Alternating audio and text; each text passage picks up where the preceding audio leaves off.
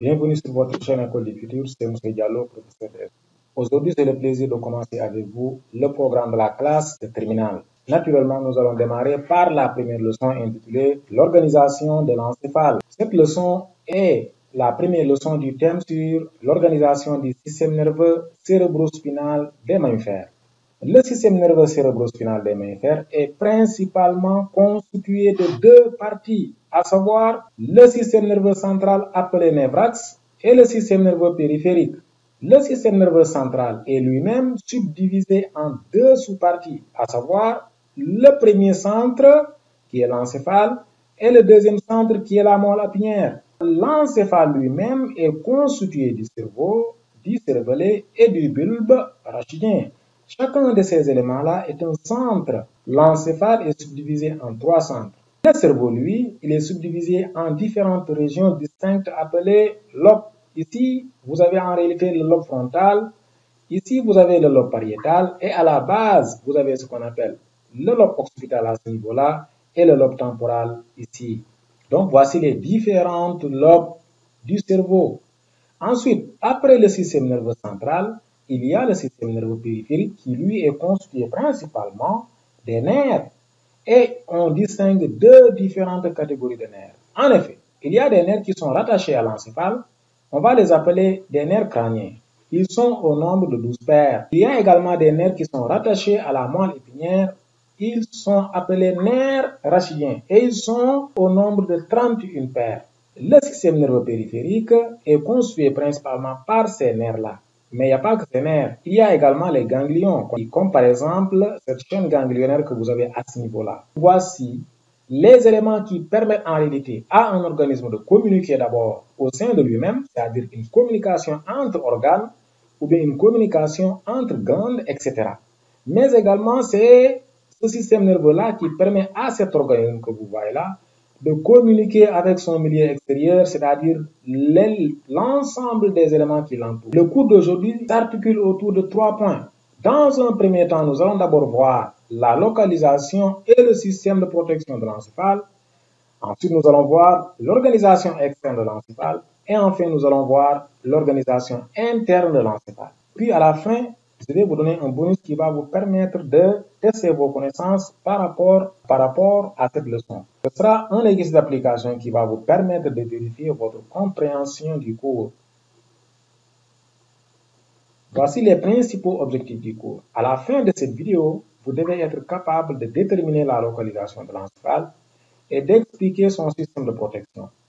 Ensuite, identifier les structures externes de l'encéphale des moutons, identifier les structures internes de l'encéphale et enfin décrire la dualité structurale de l'encéphale. Donc, sans plus tarder, abordons la première partie du cours qui concerne la localisation et le système de protection de l'encéphale.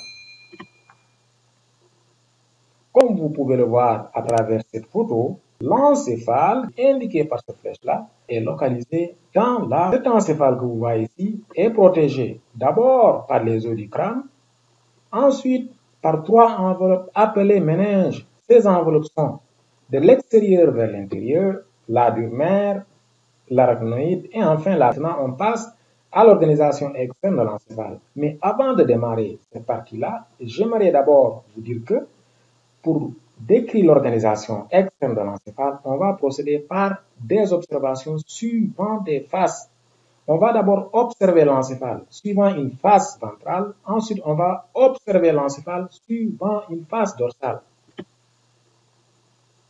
Pour décrire l'encéphale extérieurement, il est très important de procéder par une observation de la face ventrale et une observation de la face dorsale. Donc, si vous observez l'encéphale suivant la face dorsale, vous verrez que celui-ci est constitué par 3 parties. En effet, les 3 parties de l'encéphale sont carrément apparents, ensuite sont visiblement apparents ici. Vous avez le cerveau qui occupe la plus grande partie de l'encéphale. Ensuite, à la base, vous avez le cervelet. Et enfin, vous avez le bulbe rachidien qui n'est rien d'autre que le prolongement de la moelle épinière qui est là. Ça, c'est la moelle épinière. Le cerveau, lui, il est constitué par 2 grandes parties appelées hémisphères cérébraux. Vous avez l'hémisphère cérébral droit et l'hémisphère cérébral gauche. Ces deux hémisphères sont séparés par un sillon interhémisphérique qui est là, à ce niveau-là. Ça, c'est le sillon interhémisphérique qui sépare les deux hémisphères. À la base, vous avez les lobes olfactifs qui sont visibles à travers ces petits renflements que vous voyez ici. Chaque hémisphère cérébral est parcouru par beaucoup de sillons qui délimitent des régions appelées circonvolutions cérébrales. Après la description du cerveau, passons maintenant à la description du cervelet. L'observation externe du cervelet permet de voir que celui-ci est constitué dans le plan médian par un vernis. Ensuite, vous avez latéralement deux hémisphères cérébelleux. Et ici, chers élèves, on ne parle pas d'hémisphères cérébraux, mais on parle d'hémisphères cérébelleux. Ensuite, vous avez en réalité à l'intérieur de ces hémisphères-là des circonvolutions qui vont être des circonvolutions cérébelleuses. Maintenant, à la base, vous avez un petit renflement qu'on appelle le bulbe rachidien. Comme je l'ai dit tout à l'heure, ce bulbe rachidien est un prolongement de la moelle épinière qui est à ce niveau-là. D'ailleurs, cette moelle épinière, elle est beaucoup plus visible avec l'observation de la face ventrale. À ce niveau, il est important de comprendre que les organes que vous avez vus ici ne sont pas tous les mêmes que ceux que vous voyez ici. Par exemple, ici, vous voyez les deux nerfs olfactifs, ils sont carrément visibles. Vous voyez en réalité ici, vous avez l'hypothalamus. À l'intérieur de l'hypothalamus, vous avez la cicatrice de l'épiphyse. Ensuite, vous avez les pédoncules cérébraux qui sont là, le pont de Barol, et enfin, vous avez en réalité le bulbe rachidien. C'est bon? Le bulbe rachidien, les pédoncules cérébraux et en réalité le pont de Barol constitue ce qu'on appelle le tronc cérébral. Maintenant que nous avons décrit extérieurement l'encéphale et nous avons identifié les différents organes qu'on peut rencontrer lorsqu'on effectue une observation de la face ventrale, maintenant il est question de voir quels sont les organes internes de l'encéphale. Dans cette partie-là, pour connaître les différents organes internes de l'encéphale, on va procéder par des coupes pour pouvoir voir ce qu'il y a à l'intérieur de l'encéphale. Voilà pourquoi il sera question d'effectuer deux types de coupes. On va effectuer une coupe suivant le plan de la longueur et on va appeler ça la coupe longitudinale. Ensuite, on va procéder par une coupe suivant en réalité le plan transversal. On va dire que ça, c'est la coupe transversale de l'encéphale. Quand on effectue une coupe longitudinale, c'est-à-dire suivant le plan de la longueur, et une coupe transversale, ça va nous permettre de décrire et d'identifier en réalité les différents organes de l'encéphale. On va commencer par la coupe longitudinale de l'encéphale. Et cette coupe longitudinale de l'encéphale, comme vous la voyez ici, permet de voir également le cerveau, le cervelet et le bulbe rachidien. Mais contrairement aux deux précédentes observations qu'on a effectuées, cette coupe longitudinale, comme je l'ai dit tout à l'heure, permet de voir l'intérieur de l'encéphale et de décrire les différents organes de l'encéphale, les différents organes internes de l'encéphale. Ces différents organes internes de l'encéphale-là sont par exemple le corps strié que vous avez à ce niveau-là, le ventricule latéral, les deux ventricules latéraux que vous voyez ici, le corps calleux qui est là, lui. Vous avez le trigone qui est ici, à ce niveau-là. Vous avez les trous de Monroe, les cloisons transparentes, les couches optiques, le troisième ventricule. Vous avez la commissure grise, l'épiphyse, etc., etc. Comme vous pouvez le voir, cette coupe-là est constituée par beaucoup d'organes. Donc, prenez le soin de bien identifier les organes et de bien situer ces organes-là. Il faut comprendre que également ces organes-là communiquent entre eux à travers ce qu'on appelle des cavités encéphaliques. Et ces cavités encéphaliques sont les suivants. Voici les différentes cavités encéphaliques. Vous avez en réalité les ventricules latéraux. Vous avez le troisième ventricule qui est là. Vous avez le quatrième ventricule. Vous avez également l'aqueduc de Sylvius. Et enfin, vous avez le canal de l'épendyle. À ces différents éléments, on peut associer les trous de Magendie et les trous de Monroe.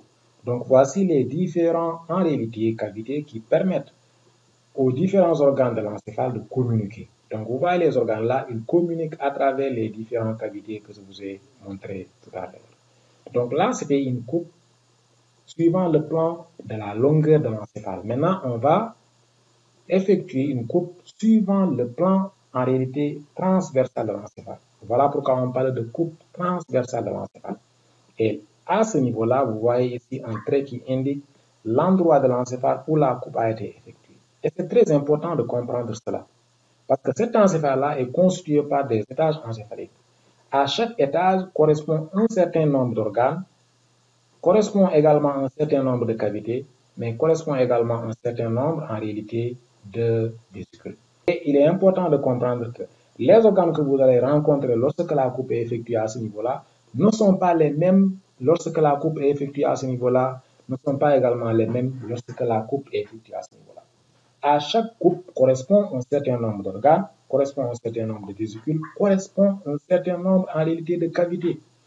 Ne vous inquiétez pas, vers la fin de la vidéo, je vais vous montrer un tableau qui associe tous ces éléments-là. C'est bon? Donc voici les organes de l'encéphale qu'on effectue, qu'on rencontre lorsqu'on effectue une coupe suivant ce plan-là. Et pour mieux illustrer cette différence-là, regardez à ce niveau-là l'encéphale, vous avez trois coupes qui sont effectuées. Une coupe qui est effectuée à ce niveau-là, on appelle ça la coupe A. Elle permet de voir les organes là. Une coupe qui a été effectuée à ce niveau-là, elle permet de voir les organes là. Et une coupe qui a été effectuée à ce niveau-là, comme vous pouvez le voir ici, il n'y a aucun organe n'est associé à cette coupe. Donc, vous devez comprendre impérativement que les organes internes qu'on rencontre sont fonction de la coupe, sont fonction de la zone de l'encéphale qui a été coupée. Voilà pourquoi il sera très important de suivre ce qui va se passer vers la fin de la vidéo. En effet, je vais vous donner à ce niveau-là, je vais vous donner vers la fin de la vidéo, je vous donnerai un tableau qui va illustrer tous ces éléments-là. Quel que soit l'endroit ou bien quelle que soit la zone de l'encéphale qui a été coupée, on distingue toujours deux principaux types de substances au niveau de l'encéphale. En effet, vous avez une substance grise externe et une substance blanche interne. Une substance grise périphérique et une substance blanche centrale. C'est très important de comprendre cette disposition. Voilà pourquoi on parle de dualité structurale. Il y a deux substances. Et maintenant, nous sommes arrivés à la partie que je vous avais dit. Vous avez d'abord les vésicules encéphaliques primitives à ce niveau-là. Ce sont ces vésicules encéphaliques primitives sont la prosencéphale, encore appelée cerveau antérieur, la mésencéphale, encore appelée cerveau moyen, et la rhombencéphale, encore appelée cerveau postérieur. Ces trois cavités encéphaliques primitives vont évoluer et donner les vésicules encéphaliques secondaires. La prosencéphale va évoluer et va donner la télencéphale qui est coloriée en rouge ici, et la diencéphale qui est coloriée ici. La mésencéphale évolue en mésencéphale et enfin la rhombencéphale évolue en deux vésicules, à savoir la métencéphale et la myélencéphale. Bref, les vésicules encéphaliques secondaires sont la télencéphale, la diencéphale, la mésencéphale, la métencéphale et la myélencéphale. Maintenant, il est très important de comprendre que aussi la télencéphale et la diencéphale sont localisées, sont concernées par le cerveau. Ça, constitue le cerveau en réalité. La mésencéphale constitue le tronc cérébral et le cervelet. Et enfin, la myélencéphale constitue en réalité le bulbe brachydien que vous voyez. Il est très important de comprendre que les structures que vous allez rencontrer et les cavités que vous allez rencontrer dépendent de la zone où la coupe a été effectuée. Exemple, si j'effectue une coupe au niveau de la télencéphale, vous allez rencontrer les tubes, les hémisphères cérébraux, à l'intérieur desquels vous avez le cortex, la substance blanche. Le cortex, en réalité, c'est la substance grise. Et enfin, vous avez également les noyaux basaux. Maintenant, les cavités que je vais traverser seront les ventricules latéraux, les parties supérieures du troisième ventricule.